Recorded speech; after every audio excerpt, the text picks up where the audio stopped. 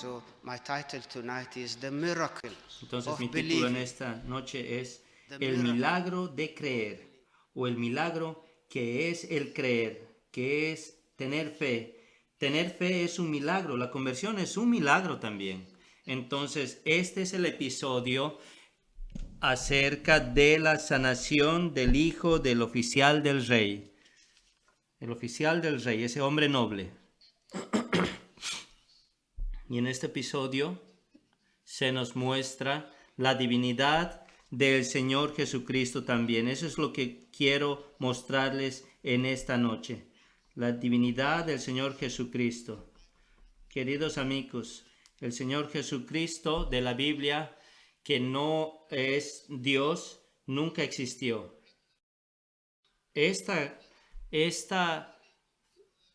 sanación del hijo del oficial del rey nos muestra la divinidad del Señor Jesucristo. En esta narrativa vemos esto, y también nos muestra su persona, cómo es la característica del Señor Jesucristo, el Señor gentil, amable y misericordioso. Rico o pobre, el Señor Jesucristo es bueno y se puede aproximar a nosotros y nosotros a Él. Y nos muestra también la misión de Él, porque el Señor Jesucristo vino a este mundo. Entonces hemos visto su divinidad, vemos su personalidad y su carácter y vemos su misión. Pero también vemos su poder para salvar a los pecadores, su poder salvífico. Hay poder en el Señor, no en el predicador, ni en la iglesia, ni en un ángel, ni en un obispo o en alguna religión, pero sí hay poder en el Señor Jesucristo para salvar a los pecadores. Queridos amigos, el Señor Jesucristo tiene poder sobre el pecado, tiene poder sobre la naturaleza nuestra y sobre toda la naturaleza, tiene poder sobre las enfermedades. Sabemos que Él sanó e incluso hizo sacar, que salgan partes del cuerpo que las personas no tenían, y eso que los ciegos pudieran ver, los sordos podían escuchar, levantó y resucitó a los muertos también.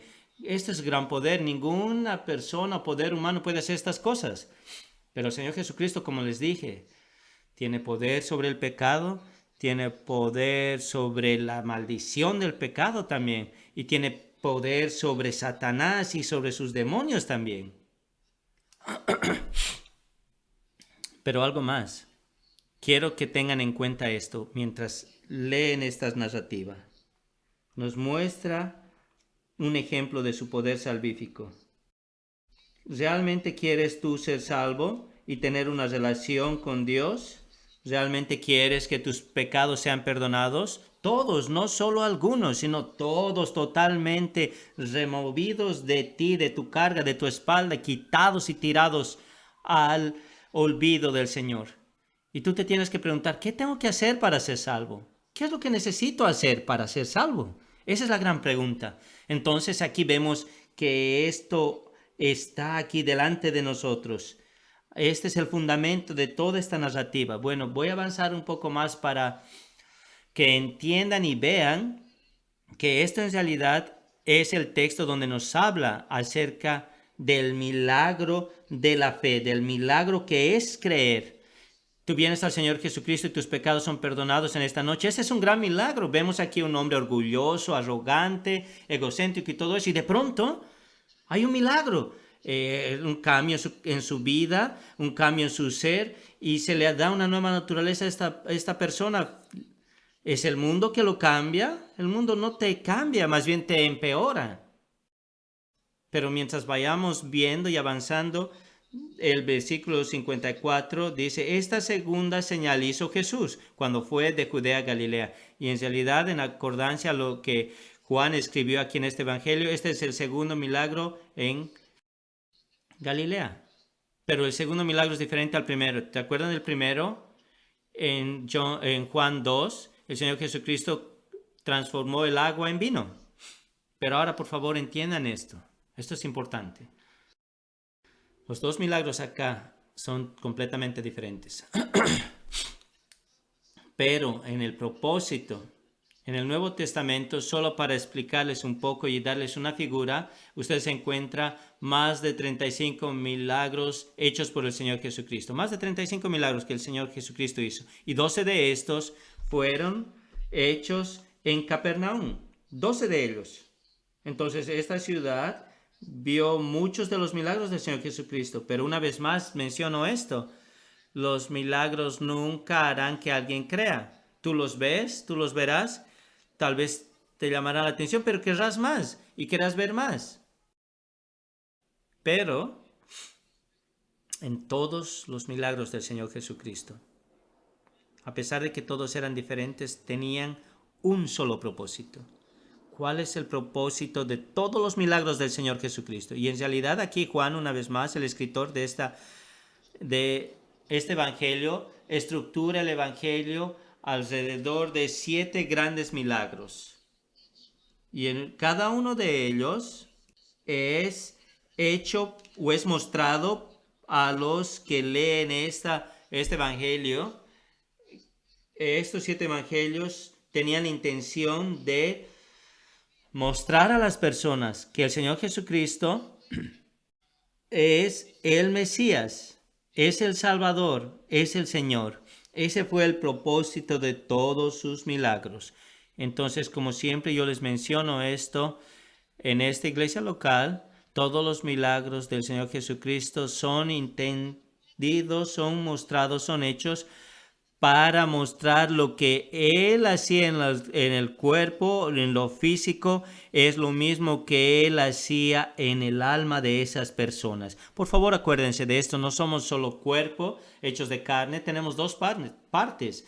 Tenemos la parte material, que es nuestro cuerpo, pero también es la parte invisible, la parte inmaterial, la cual quisiera tocar en esta noche, pero no puedo. Solo Dios, solo el Señor a través del poder de su Espíritu puede tocar esa parte inmaterial de tu ser. Entonces todos los milagros apuntaban a el Señor como Salvador. Y aquí vemos en Juan que nos dice aquí en el versículo 54, esta es la segunda señal que hizo Jesús. Si ves aquí en el texto griego, dice la palabra no es milagro, sino señal como está en español. ¿Para qué necesitamos estas señales? Nos preguntamos. Incluso en la ciudad, ¿para qué necesitamos las señales? Las señales nos informan, las señales nos confirman que estamos yendo en la dirección adecuada, como estas señales de tráfico, por ejemplo. Las señales nos da confianza de que estamos haciendo algo bueno. Las señales también nos muestra aquí en el lado bíblico que podemos encontrar la vida eterna en nosotros. Y entonces esta palabra es utilizada aquí, señal. Todos los milagros del Señor Jesucristo apuntaban, mira, está allá. Él ha hecho estas cosas, estas grandes obras. ¿Por qué? Para que tú seas salvo, para tener una relación con Dios, para que tus pecados sean perdonados, para que sepas que cuando tu vida se acabe en este mundo, tú serás bendecido y tendrás un lugar en el cielo con el Dios viviente. Queridos amigos, no fuimos creados solo para vivir en este mundo. Tenemos que creer y pensar más allá de este mundo. Tenemos una vida espiritual.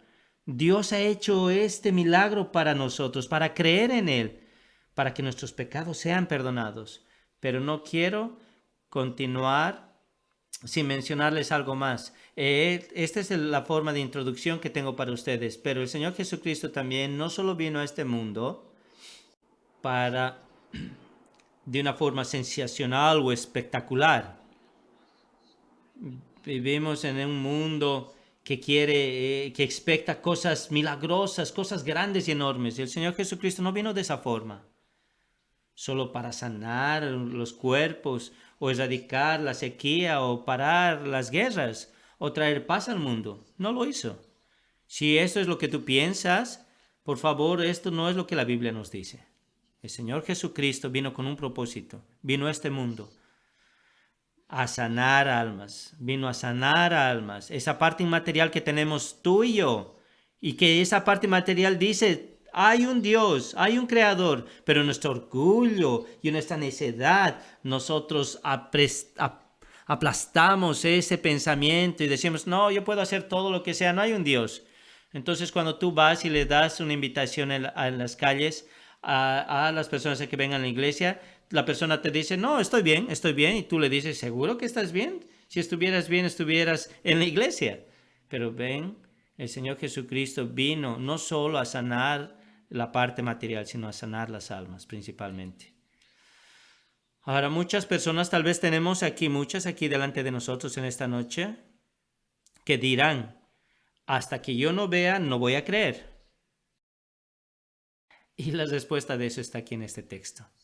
Tú no necesitas ver esto, simplemente necesitas creer. Si el Señor Jesucristo lo dijo, confía en Él y esto es suficiente. Bueno, tengo algunos encabezados ahora simples que nos ayudarán.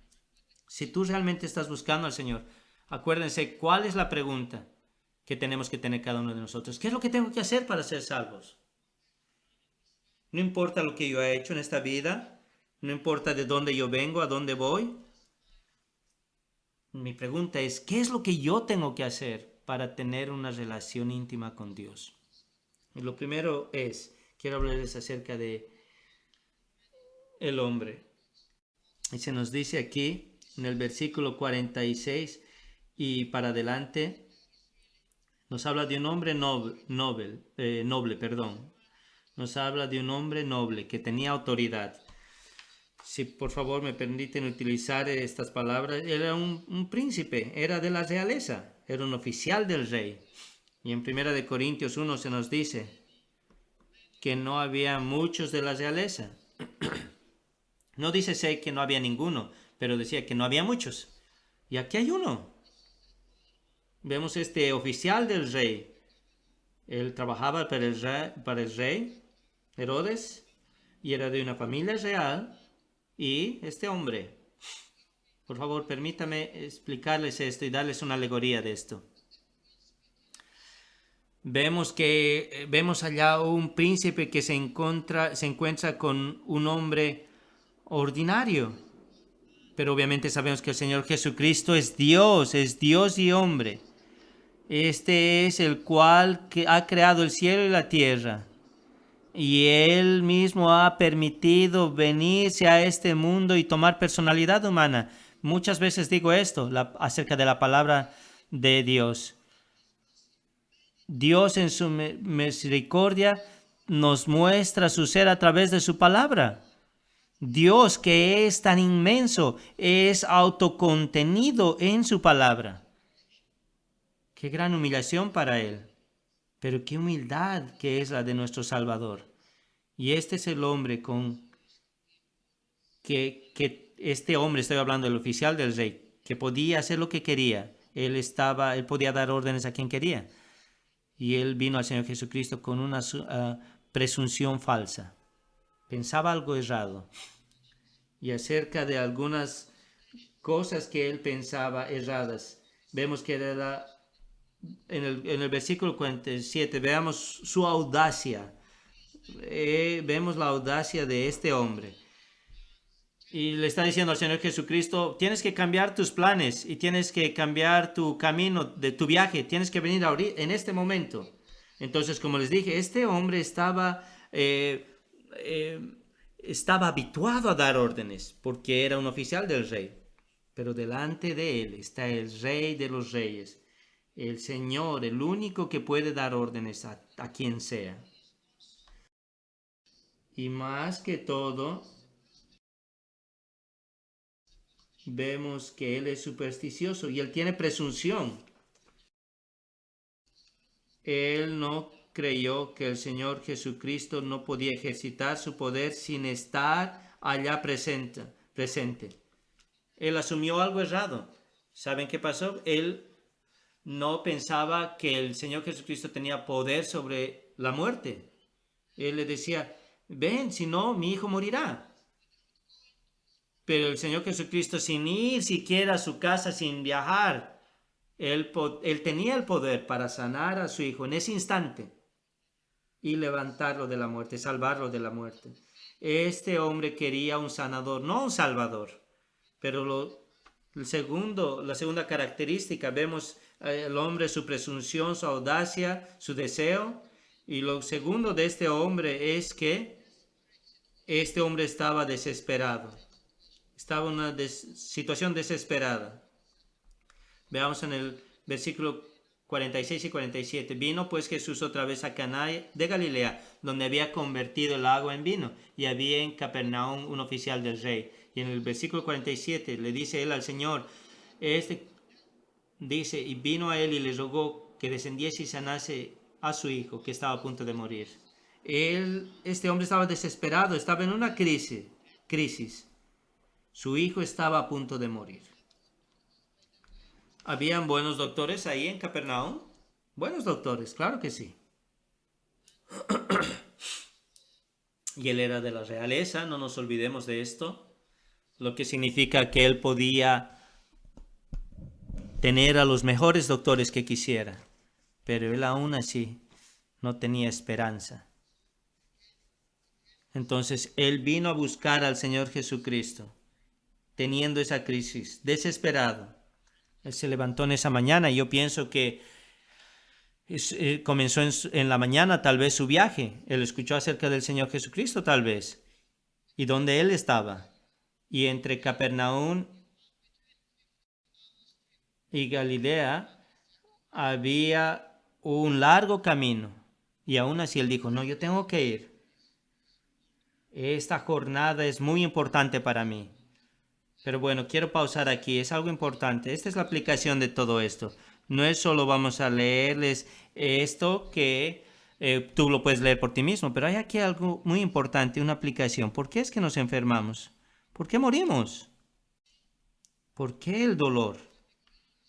¿Por qué las migrañas o cosas así? ¿Por qué? ¿Por qué el desempleo? ¿Por qué el odio en nuestros corazones? ¿De dónde vienen todas estas cosas? La muerte es el rey de los terrores, como dice la Biblia. ¿Saben ustedes eso? Pero la muerte es el cual no hace diferencias entre hombres y mujeres, latinos, blancos, negros y todos. Les dije muchas veces, lo único bueno de la muerte es que la muerte no es racista. No importa de qué raza seas, o de qué color, o de qué edad. Todos vamos a morir. ¿Y por qué morimos? Nos preguntamos. ¿Por qué tenemos estas migrañas o estas enfermedades terminales? ¿Por qué es que no tenemos empleo? ¿Por qué nos odiamos unos a otros? ¿De dónde viene todo esto? Todo tiene el origen en una sola palabra. Y esta palabra es pecado. Prediqué recientemente en un lugar y ni bien mencioné la palabra pecado, digamos que entre 20 personas estaban reunidas ahí, ni bien mencioné la palabra pecado, 3 personas dejaron el servicio. ¿Por qué? Porque decían, no, yo no quiero escuchar esto. Dinos que somos buenos, dinos que somos agradables, que somos gentiles, dinos cosas buenas. Quiero cosas que me conforten, pero ¿saben? Y yo solo me pregunté y les preguntaba, ¿por qué es que morimos? ¿Por qué este niño está enfermo, por ejemplo? Todo esto viene y son las consecuencias del pecado, vienen por el pecado. Romanos 3:23, un clásico versículo. Todos hemos pecado y hemos caído de la gracia de Dios. Y nos dice en Romanos también 3, la paga del pecado es ¿qué? La muerte. ¿Por qué morimos? ¿Por qué estamos enfermos? ¿Por qué tenemos esto y el otro? Por el pecado que está en nosotros. Y Dios es santo. Y todo pecado que hemos cometido en esta vida tiene que ser juzgada por Dios. Entonces es algo importante. Él vino al Señor desesperado. Y si es que Él se decía, si Jesucristo no lo puede hacer, nadie lo hará. Nadie sanará a mi hijo. Entonces, por favor, quiero llamar su atención a algo importante. La enfermedad de este hijo, de este niño, fue solo instrumental para algo más grande que una sanidad corporal. Por favor, no pierdan de vista esto. Esto es lo importante de este milagro. La enfermedad de este niño era algo más grande que la sanidad de él corporalmente. Yo quiero que tú estés sano, sana, pero hay algo más importante que tu sanidad corporal.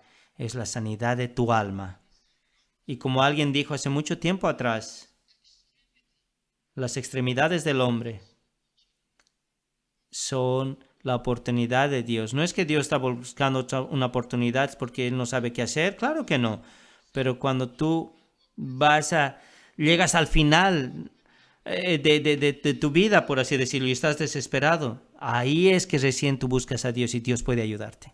Pero tengo que avanzar. Hemos visto al hombre, hemos visto su estado desesperado, su crisis, y lo tercero que quisiera poner delante de ustedes es que hay una respuesta que no se esperaba del Señor. Pero veamos el texto en el versículo 48. Entonces Jesús le dijo en el versículo 48, si no viereis señales y prodigios, tú no creerás o no creeréis. Esto es maravilloso, porque el Señor tenía que corregir cómo es que este hombre se acercaba a Él. Entonces le llamó la atención, por así decirlo, de una forma amorosa, para que él entienda en realidad de qué se trata todo esto. Pero esto es el problema universal que tenemos cada uno de nosotros. ¿Por qué? Porque todos decimos, si no veo, no creo. Y como les dije temprano, antes, hay algunos lugares en la Biblia en el cual el Señor Jesucristo sanó a todos en la localidad donde estaba, en una villa. Y en otro lugar también Él sanó a uno, el cual estaba lleno de demonios, la legión de demonios dentro de él. Una legión en la armada romana eran 6,000 hombres. Uno es suficiente, pero este hombre tendría tal vez 6,000 demonios dentro de él. En Marcos 5 se nos menciona de él. ¿Y qué pasó de las personas en la villa esa? Cuando este hombre fue sanado, se sorprendieron y tuvieron miedo y dijeron, déjanos, vete. Esto es increíble. Más bien ellos deberían alegrarse y arrodillarse delante de él y alabarlo y darle las gracias, pero en realidad se asustaron y dijeron, no, vete, sal de aquí. Entonces vemos aquí que los milagros no harán que nadie crea en él. Si no, todos hubieran creído en el Señor Jesucristo. Nosotros queremos la sensación más que la salvación. Por favor, permitan que haga otra aplicación aquí. Antes que el Señor sea tu ayuda, Él tiene que ser tu Salvador. ¿Por qué digo esto? Porque muchas personas quieren venir a Jesucristo. Hace 2 semanas me encontré con alguien, por ejemplo. Alguien vino y dice, vine a la iglesia para solucionar mi problema, para que Dios me solucione mi problema, para que me solucione mi adicción, para que solucione mis exámenes, o solucione mi necesidad de trabajo, mi necesidad de esto. Pero no, yo no soy pecador. Pero acuérdense, antes que el Señor te dé algo o te bendiga, algunos de nosotros tal vez queremos sensaciones, queremos cosas, queremos el presente, pero no el que nos da el presente. Queremos el cielo, pero no queremos al dueño del cielo. Él me hará mi vida miserable, pero sí quiero ir al cielo, pero no quiero estar con Él. Quiero su poder, pero no quiero a Él como persona. No, esto está mal, pero tengo que avanzar. Veamos ahora cómo es que la salvación comienza aquí. La salvación comienza en una situación desesperada, una necesidad desesperada. Veo mi necesidad. Señor, moriré si tú no me salvas. Si tú no vienes y me salvas, ¿qué haré, Señor? Entonces vemos aquí que la salvación comienza con una necesidad desesperada a través de una oración. Veamos cómo Él habla al Señor, al Salvador, en el versículo 49. El oficial del rey le dijo, Señor, comparas esto con el versículo 47, cuando dice, cuando oyó que Jesús había llegado a Judea y Galilea y vino a él y le rogó que descendiese y sanase. Bueno, él le dice, le rogó, pero no le dice nada más. No le dice Señor ahí. Hay un cambio en la actitud aquí en el versículo 49. Y yo vi aquí la palabra griega en del versículo 49, Señor, significa Señor de señores, Rey de reyes, suprema autoridad. Vemos aquí que hay un cambio en la actitud de este hombre. Y le dice, Señor, Señor supremo, Señor sobre todas las cosas, con todo respeto. Acuérdense, ¿es solo acerca de la sanidad de este niño, del hijo de este oficial? No, es más que eso. ¿Qué acerca de las cosas eternas? ¿Qué acerca de la sanación de su alma y de la comunión con Él? Creo yo, como dije antes, esta enfermedad de este niño era más importante que la sanación corporal.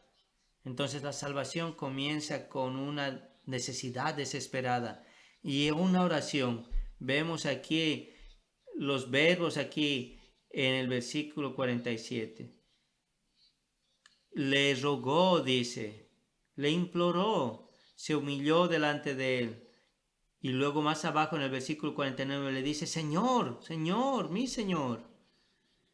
Y estoy seguro que no necesitan que yo les explique aquí. Cuando el griego nos menciona aquí, no solo le pregunta una sola vez, sino mantiene consistentemente preguntándole, perseverando, y continuadamente le preguntaba una y otra vez. Les rogaba. Tengo que darles mi último encabezado. La salvación es dada a nosotros a través de su palabra.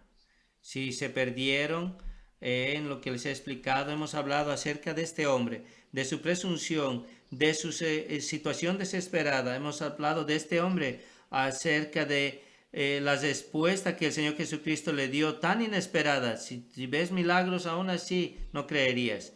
Y luego vemos aquí, tú quieres ser salvo en esta noche, lo primero que tú tienes que hacer es ver tu necesidad y darte cuenta que eres un pecador. Esa es tu condición. El etiopeo no puede cambiar su color de piel. El leopardo no puede cambiar los colores de su piel. El corazón del hombre es desesperadamente necesidad de perdón. El corazón humano es sucio y engañoso. Pero vemos aquí que la salvación es dada no a través de una señal, pero a través de una palabra del Señor. Me maravillo de esto. Quisiera hablar toda la noche acerca de esto, viendo esto aquí, la belleza de este texto. Pero ven aquí algo. El Señor no le dijo, bueno, ¿cuál es el problema del niño? Explícame, ¿cuál es la temperatura? Una cosa así como un médico. ¿Qué es lo que tiene? ¿Cuáles son los síntomas? ¿La fiebre cuán fuerte es? Él no le preguntó nada de eso. Simplemente él habló. ¿Qué es lo que él dijo? ¿Muchas palabras? No, claro que no. Veamos aquí el texto. En el versículo 50, Jesús le dijo, ve, tu hijo vive. Simple y sencillo. Aquí es cuando el hombre se sorprende. El hombre creyó la palabra, dice, que Jesús le dijo. Amigos, mi tiempo se acaba, pero quisiera enfatizar esto. ¿Qué es la fe? Hemos hablado mucho acerca de esto. Es ese chance que tenemos de avanzar ahí en la oscuridad, lanzarnos al vacío, por así decirlo, creer porque tenemos que creer. No, la fe no es el lanzarse al vacío, por así decirlo. La fe tiene evidencias. Y vamos a mostrarles mientras voy avanzando. La fe es el confiar en el Señor Jesucristo. Y antes, no voy a ir al texto, pero en Juan 2:5 María, la madre de Jesucristo, les dijo a los sirvientes ahí en Capernaum, hagan lo que Él les diga. Entonces la fe es lo que el Señor dice que hagamos. Nada más. Y es lo que exactamente el hombre aquí hizo. Este oficial del rey fue lo que hizo. Tomó su palabra y creyó. Y no dijo nada más. Se fue. Queridos amigos, la fe nunca te hará quedar mal. Nunca te avergonzará. Si tú le buscas en esta noche con sinceridad, nunca te defraudará Él. No serás defraudado.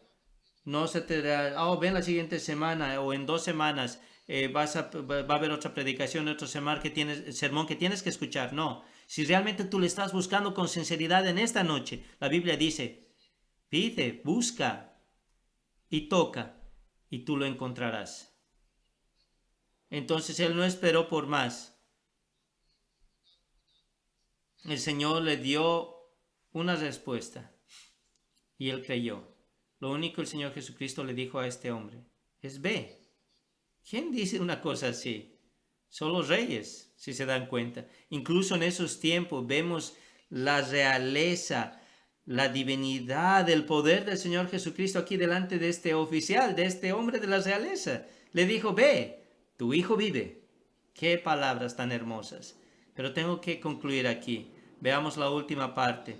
Su fe fue confirmada a través de la palabra del Señor Jesucristo. Él recibió una confirmación. ¿Cómo es que el niño fue sanado?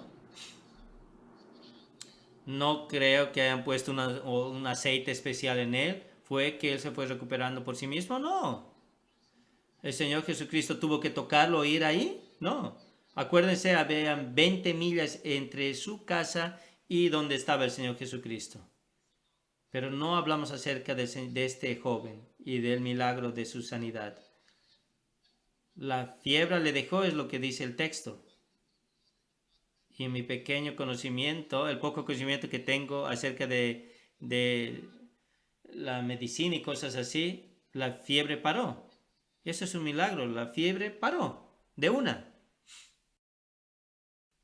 Porque el Señor Jesucristo dijo una palabra.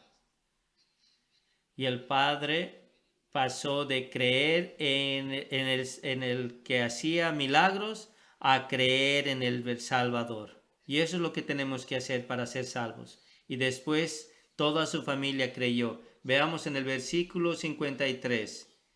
Dice, el Padre entonces entendió que aquella era la hora en que Jesús le había dicho, tu hijo vive. Y creyó él y toda su casa también.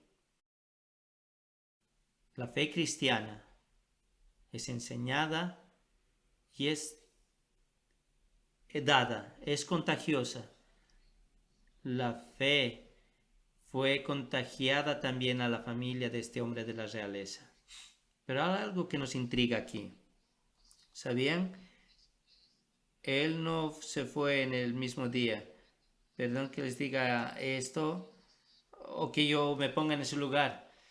Y en vez, cuando el Señor Jesucristo me hubiera dicho a mí, por ejemplo, ve, tu hijo va a vivir, no sé lo que yo haría si tuviera un asno o un caballo o un camello. En ese mismo día yo correría a mi hijo. Pero ¿saben qué? El hombre se quedó incluso hasta el siguiente día. ¿Por qué? ¿Por qué creen que pasó aquí?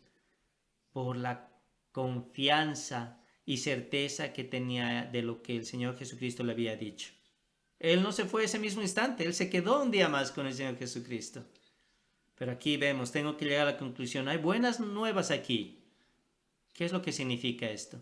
No tienes que ir a un lugar especial o a un evento especial. Está aquí, delante de ti, donde tú estás sentado. Si tú confías en Él y crees en Él, el Señor Jesucristo te salvará. Si tú te arrepientes de tus pecados, Él te salvará. Y lo otro que quisiera decirles también, no te fuerces a creer. Algunas personas te dicen, confía en Jesucristo porque nada ha funcionado. Intenta con Jesús. No, confía en el Señor Jesucristo, que es diferente. Él conoce todo, Él es perfecto, Él es omnipresente, Él es poderoso. Otra cosa que quería decirles antes de terminar. ¿Realmente quieres una señal? ¿Te puedo mostrar una señal aquí? Esta es la señal. Su palabra, la Biblia, es una señal. Este es la palabra inspirada de Dios. Tú no verás una señal sin creer. En Marcos 15 se nos dice que las señales seguirán a aquellos que creen. Entonces, primero que nada, tú tienes que tener fe y luego las señales vendrán. Y donde hay fe, habrán frutos y esas son esas señales. Pero finalmente, la gran señal que el Señor Jesucristo dijo es la señal de Jonás. ¿Saben cuál es esa señal? Que el Señor Jesucristo fue puesto en la cruz y luego fue enterrado en una tumba. ¿Y qué pasó después de 3 días? El Señor Jesucristo resucitó. Esa es la señal. ¿Dónde está esa señal? Toma al Señor a través de su palabra. Si tú tienes al Señor Jesucristo, lo tienes todo. Lee su palabra y Él es suficiente. Ven a Él. Entrégale tu vida a Él. Por favor, aprende de lo que este hombre vio e hizo. Vino en una forma necesitada y desesperada, como un vagabundo desesperado. Pero él dejó ese lugar y volvió a su casa como un creyente en el Señor Jesucristo. Él volvió a casa confiado, como un hombre confiado, seguro. Y volvió también con esa fe contagiosa, porque toda su casa creyó después. Ese es el milagro de él creer. Ven al Señor, Él se entregó por nosotros. Y si tú le tienes a Él, tienes una vida eterna. Oremos juntos. Oh Padre Celestial, venimos delante de ti y te damos las gracias, Padre, porque aún hay espacio en tu reino. Podemos llegar a ti uno por uno y podemos entrar en el reino y tener perdón de pecados.